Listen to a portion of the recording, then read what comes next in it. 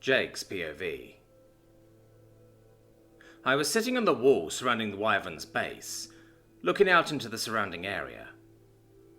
My eyes were on the sky, and I saw several Nume flying high up in a grid pattern, each doing their patrols, while we, the familiars on the wall, watched the sky.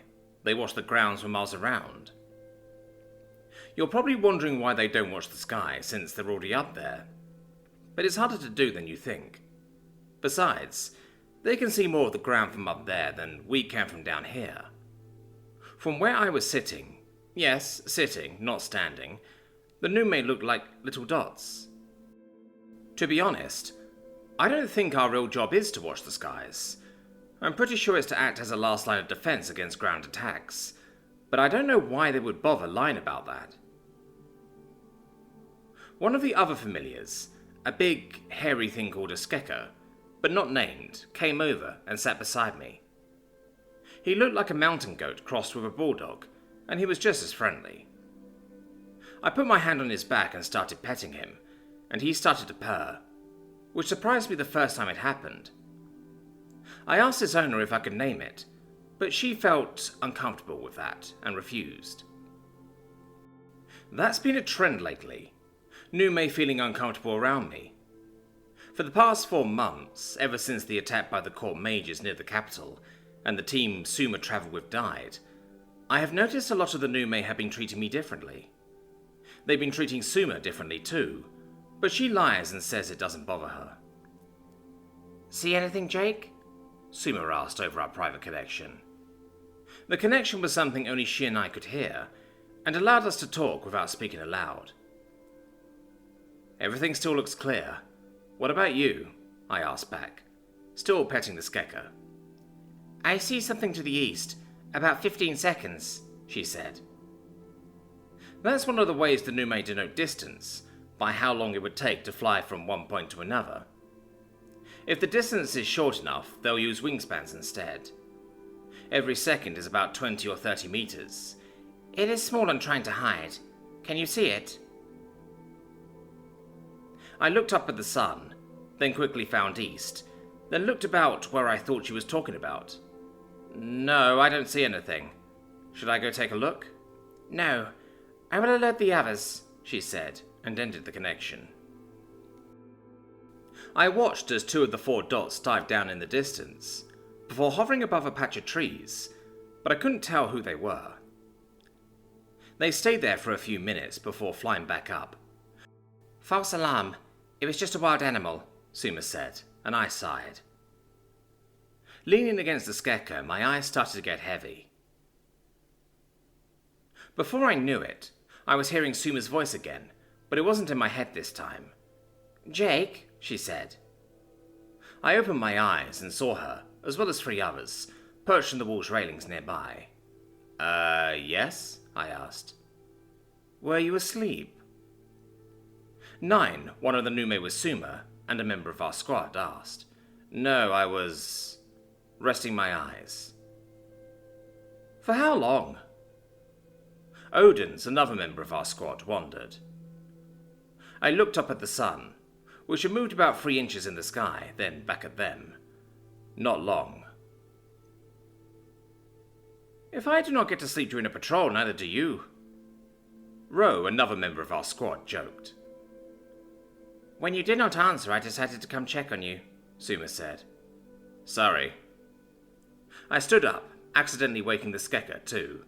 Well, at least I'm not the only sleepyhead. Giving the skeka a pat on the head, I sent it back to its post. It was surprisingly smart, despite its goofy look.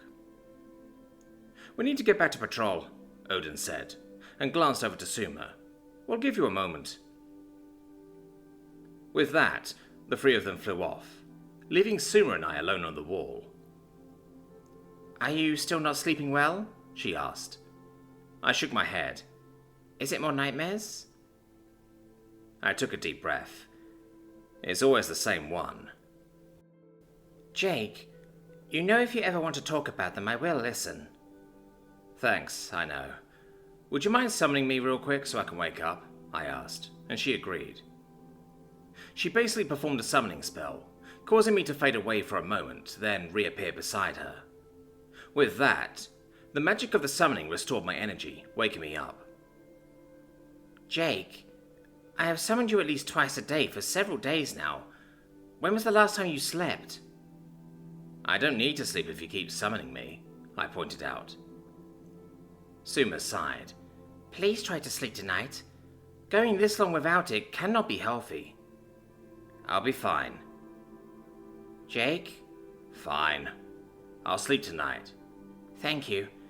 I need to get back to patrol. Will you be okay? The glittering sparkle that normally surrounds her and every other Nume was dulled. I'm awake now. Go ahead, I said. She flew away, towards the squad's direction. Just in time, too, because as soon as she was gone, I sat back down, already tired again, and with horrible cramps in my legs. I fought through the pain and the exhaustion until our squad's patrol was over. Suma flew to my room on base, then summoned me. I thanked her, and she left. Summoning my backpack, I pulled out some food my mum had put in for me, and had dinner while reading over her latest letter. It started the way all of our letters do, with some details about our day, then any requests we may have for the other. But I'm usually the only one who has any. Then that's followed up with anything we feel the other needs to know. Apparently, in the 4 months I've been gone, the local police have put out an official arrest warrant for me, because I missed a court date for former Detective Lynn's stalking charge. That led to the charges against her being dropped, and the HMRC case against me getting reopened. After writing a quick response to my mum's letter, and pulling my phone out of my backpack, I sent my bag away with my letter in tow. This is how we have been communicating for the last several months. It's slow, but it works. I told her to be careful with the bag, because she can't touch it when I'm summoning it, or she might get pulled in too. She knows about what happened with Zachariah, and that it's too dangerous for either of us to travel to the other right now. Clicking my phone on, I turned on some music and laid on my bed. I fought it, but eventually I did fall asleep. Just like every time before, I had that same nightmare. It always starts off the same. I'm floating in an endless void, and forced to watch from a distance as my mum cries alone in her bed, slowly getting older and older until she turns to dust. Then it usually moves on to Suma, who's getting burned by purple flames. My flames. But it isn't me who's doing it. It's the figure in flames, Deja, the Chaos Dragon. And then, just like every time before, I jolt awake, sweating cold bullets, with my heart pounding so hard in my chest it hurts. My phone's still playing music. Its charge says 60% battery remaining. Only 2 hours have passed since I fell asleep. That's enough, right? Yeah, for tonight, I thought.